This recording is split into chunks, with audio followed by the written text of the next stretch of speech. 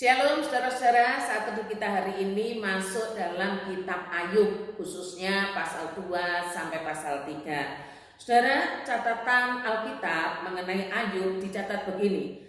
Ada seorang laki-laki di tanah Uz bernama Ayub. Orang itu saleh dan jujur, ia takut akan Allah dan menjauhi kejahatan. Saya tidak pernah ragu akan pengakuan Alkitab tentang seseorang yang saleh. Kalau Alkitab mengatakan saleh, maka 100% sempurna ia saleh. Dalam terjemahan lainnya begini saudara, di negeri Uz ada seorang laki-laki bernama Ayub. Ia dikenal sebagai orang yang saleh, yang baik dan jujur, takut akan Allah dan menjauhi kejahatan. Jadi saleh diartikan dengan baik dan jujur, takut akan Allah dan menjauhi kejahatan. Itulah Ayub. Nah, Ayub ini sebenarnya secara sejarah hidupnya sezaman atau pada masa Abraham. Walaupun diletakkan setelah kitab Ester, bukan berarti kisahnya setelah Ester, bukan. Dia hidup justru sezaman dengan Abraham sekitar tahun 2000 sebelum Masehi. Artinya belum ada hukum Musa, belum ada bait Allah, belum ada kitab suci, belum ada aturan-aturan keagamaan, belum ada juga seperti korban bakaran yang diatur pagi, siang, petang, belum. Tetapi sekalipun demikian, ternyata sudah ada yang namanya orang saleh seperti Ayub dan Abraham. Hari ini kita mau belajar tentang Ayub ini. Karena hidup di sekitar zaman Abraham, maka kita harus tahu sarana yang dipakai oleh Allah untuk berkomunikasi dengan manusia adalah malaikat. Pada Abraham juga begitu kan ya. Nah, Ayub ini juga begitu. Maka kalau kita membaca di bagian pertama dituliskan begini, kita tidak menjadi heran karena tahu latar belakang ini. Pada suatu hari datanglah anak-anak Allah menghadap Tuhan, dan di antara mereka datang juga iblis untuk menghadap Tuhan. Siapa anak-anak Allah yang menghadap Tuhan ini? Siapa? Kita menemukan jawabannya dalam terjemahan yang lain. Ini sekarang yang memudahkan kita untuk mencari arti karena banyak terjemahan itu. Tapi hati-hati saudara ya, ada terjemahan yang keliru juga. Nah, terjemahannya begini. Pada suatu hari anak-anak Allah dalam kurung para malaikat. Nah, ini disebut anak-anak Allah itu para malaikat ini kembali datang menghadap Tuhan, dan iblis juga ikut hadir bersama-sama mereka. Mungkin kita bertanya begini, loh kok bisa iblis bersama dengan para malaikat yang disebut anak-anak Allah itu? Jawabannya, nah bisa. Jangan lupa ketika kita katekesasi diajari doktrin angelologi, artinya doktrin tentang malaikat.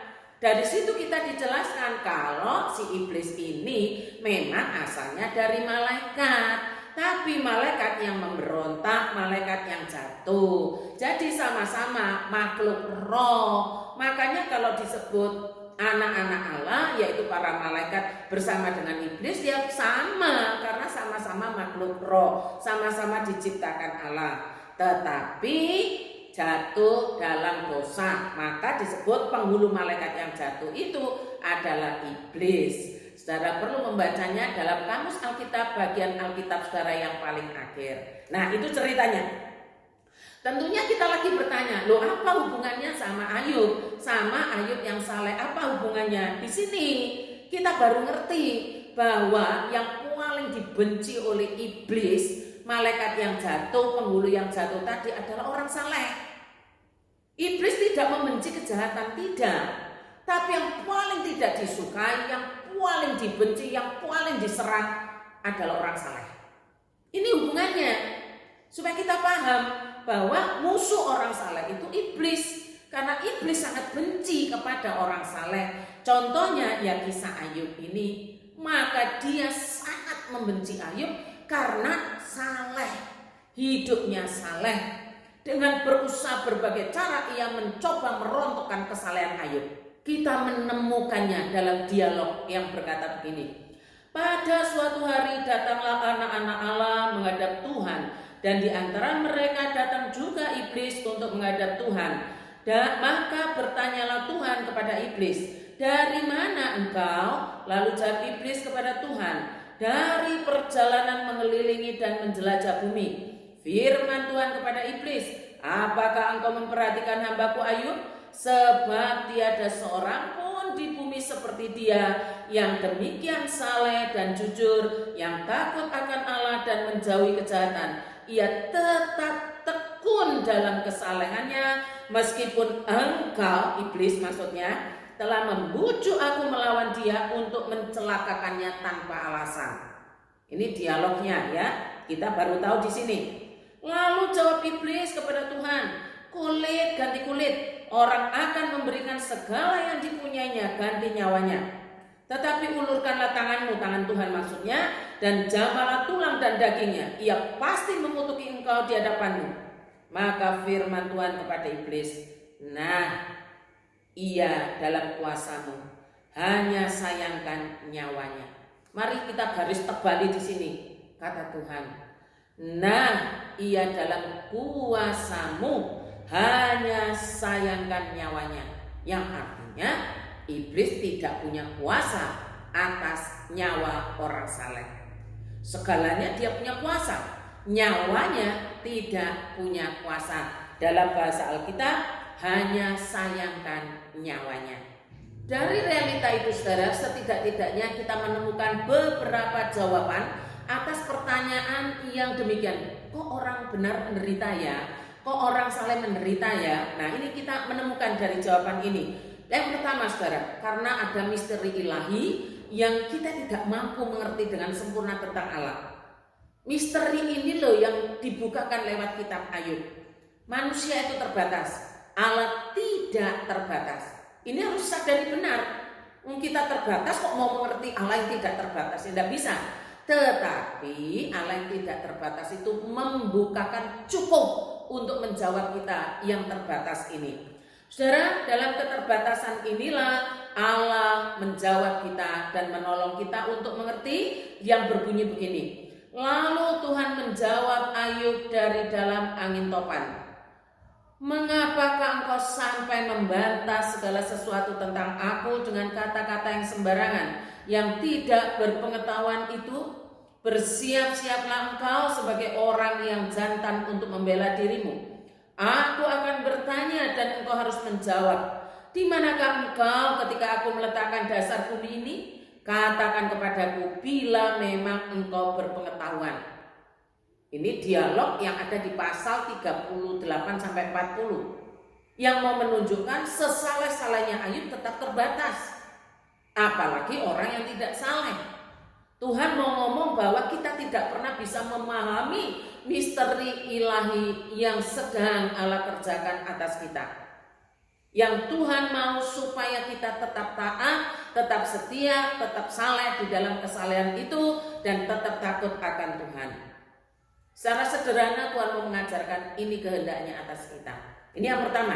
Ada misteri ilahi yang kadang tidak bisa dilogikakan. Bukan tidak masuk logika ya saudara, karena melampaui logika kita. Tidak bisa dilogikakan. Mestinya kan orang jahat yang harus mengalami kesusahan. Mengapa orang benar? Mengapa orang benar menderita? Lah ini misteri ilahi yang menjawabnya. Lalu yang kedua saudara, di pasal 2 ini, Ayub itu ditimpa bara, borok yang luar biasa, yang parah. Dan bersama dengan itu istri Ayub juga dipakai iblis untuk membujuk Ayub mengutuki Allah dengan kalimat begini, "Masih bertegunkah engkau dalam kesalehanmu? Kutukilah Allahmu dan matilah." Bahasa Jawanya itu nabok nyileh tangan. Sekalipun Tuhan Allah berkata kepada iblis, "Nah, ia dalam kuasamu," tidak berani. Dia malah pakai istrinya Ayub supaya membujuk, supaya mempengaruhi Ayub untuk mengutuki Allah. Nah ini, makanya hati-hati saudara, jangan sampai kita lah yang dipakai oleh iblis. Jangan sampai kita jadi alatnya iblis. Mari kita jadi alatnya Allah. Ini yang kedua. Yang ketiga saudara, saking hebatnya penderitaan dialami Ayub, ia bukan mengutuki Allah, ia mengutuki hari kelahirannya sendiri. Itu ada di pasal 3. Saudara, dikatakan sesudah itu Ayub membuka mulutnya dan mengutuki hari kelahirannya. Mengapa kok sampai demikian? Mengapa sampai terjadi? Karena Ayub tidak mengerti. Ayub tidak memahami bahwa ini memang karena iblis. Kita paham karena kita membaca, diterangkan oleh Alkitab. Ayub belum ada Alkitab zaman itu. Sehingga yang bisa ia lakukan adalah mengutuki hari kelahirannya, bukan mengutuki Allah. Tidak seperti yang dianjurkan oleh istrinya. Saudara-saudara yang dikasihi oleh Tuhan, sebenarnya pencobaan yang dialami manusia itu ada 3. Yang pertama, karena kehendak Allah secara khusus, seperti yang ditanggung oleh Tuhan Yesus. Yang kedua, karena iblis, yang memang diizinkan juga oleh Allah. Yang ketiga, karena keinginan diri sendiri. Bersyukurlah kita yang hidup di zaman ini. Kalau seumpama kita diberikan kehendak khusus, itu pun sudah tidak semenderita Ayub. Karena Tuhan sudah menanggung. Lagi ya saudara, sudah tidak ada orang yang sangat menderita seperti Ayub. Tidak ada. Kalaupun ada, sudah tidak separah Ayub. Karena apa? Penderitaan kita sudah ditanggung oleh Tuhan. Kita hanya mengambil sedikit bagian. Itu pun kadang kita sudah mengadu-ngadu. Saudara, bagaimana kita tahu bahwa itu sudah ditanggung Tuhan dan kita hanya sedikit saja? Kita bisa membaca dari Ibrani 2 ayat 17-18. Itulah sebabnya maka dalam segala hal ia harus disamakan dengan saudara-saudaranya, dengan kita, dengan sama manusia, supaya ia menjadi imam besar yang menaruh belas kasihan dan yang setia kepada Allah untuk mendamaikan dosa seluruh bangsa. Sebab oleh karena ia sendiri telah menderita karena pencobaan, maka ia dapat menolong mereka yang dicobai. Kita sudah ditolong. Artinya tidak 100% kita tanggung sendiri. Ada Tuhan karena kita menjadi miliknya. Lalu yang kedua saudara, kita tidak lagi dicobai oleh iblis karena iblis sudah kalah. Ini harus kita pegang, iblis sudah kalah. Ketika Yesus mati, disalibkan, mati, bangkit, iblis sudah kalah. Mari kita baca dalam Ibrani 2 ayat 14 sampai ayat 15. Karena anak-anak itu adalah anak-anak dari darah dan daging, maka ia juga menjadi sama dengan mereka dan mendapat bagian dalam keadaan mereka, supaya oleh kematiannya ia memusnahkan dia, yaitu iblis yang berkuasa atas maut, supaya dengan jalan demikian ia membebaskan mereka yang seumur hidupnya berada dalam perhambaan oleh karena takutnya kepada maut. Sudah kalah loh saudara. Jangan kita menghidupkan lagi, Kristus sudah mengalahkan kok, sudah menang. Kadang-kadang kita kurang yakin di sini. Oh iblis muncul, oh iblis di sana. Sudah kalah dan Yesus sudah menang. Oleh karena itu mari kita pegang itu menjadi iman kita. Iblis sudah kalah. Kita tidak lagi mengalami seperti yang dialami Ayub atau Tuhan Yesus. Tetapi yang masih ada sampai sekarang, kita itu dicobai oleh keinginan diri sendiri. Mari kita baca dari Yakobus 1 ayat 14 sampai 15. Tetapi tiap-tiap orang dicobai oleh keinginannya sendiri, karena ia diseret dan dipikat olehnya. Dan apabila keinginan itu telah dibuai, ia melahirkan dosa. Dan apabila dosa itu sudah matang, ia melahirkan maut. Keinginan jahat dalam diri manusia selalu berperang melawan keinginan roh, keinginan dipimpin oleh Roh Kudus. Pertanyaan gimana caranya supaya kita menang berperang melawan keinginan jahat itu, supaya kita tidak dicobai oleh keinginan diri sendiri?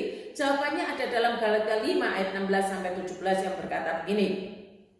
Maksudku ialah hiduplah oleh roh, maka kamu tidak akan menuruti keinginan daging. Sebab keinginan daging berlawanan dengan keinginan roh, dan keinginan roh berlawanan dengan keinginan daging. Sebab keduanya bertentangan, sehingga kamu setiap kali tidak melakukan apa yang kamu kehendaki. Jawabannya adalah hiduplah oleh roh. Saudara, jadi ada 3 ya. Yang pertama karena kehendak Allah, kedua dicobai iblis, dicobai keinginan diri sendiri. Apakah berarti sama sekali sekarang iblis tidak mencobai? Loh, tidak demikian. Maksudnya iblis sudah kalah gitu loh. Bagi milik Allah, bagi umat Allah, iblis sudah kalah. Kalaupun dicobai tidak seberat, tidak separah yang dialami Ayub, tidak separah yang dialami Tuhan Yesus, karena sudah ditanggung yang lebih banyak itu. Kita hanya sedikit saja. Karena itu mari kita bergantung kepadanya. Yang paling banyak itu kita dicobai oleh keinginan diri sendiri. Mari hiduplah oleh roh supaya kita dapat mengalahkan keinginan daging. Kita tidak menuruti keinginan diri sendiri. Tuhan memberkati kita semua. Selamat ulang tahun untuk Evelyn Edita, hiduplah oleh roh. Mari kita berdoa. Ya Tuhan, Tuhan kami, betapa agung nama-Mu di seluruh bumi. Engkaulah Allah semesta alam yang memegang kendali atas semua ciptaan-Mu. Sekalipun kami tidak dapat memahami dengan sempurna akan maksud-Mu yang suci, Engkau telah menyingkapkannya melalui kitab Ester, kitab Ayub, kitab-kitab yang menunjukkan betapa sengsaranya umat Allah. Kami bersyukur ya Tuhan, tambah-tambahkan iman kepada kami untuk mengerti kehendak-Mu secara khusus atas orang-orang saleh, agar kami tidak bersungut-sungut ketika mengalami pengalaman yang kurang kami inginkan. Berdoa untuk Evelyn Edita yang hari ini berulang tahun, mohon Roh Kudus terus menerus mengingatkan agar Evelyn Edita mempunyai hasrat untuk memelihara imannya, menyatakan iman itu dalam perbuatan, sehingga berbuah banyak sebagai murid-Mu yang sejati. Terima kasih Tuhan, di dalam nama Tuhan Yesus kami berdoa. Amin.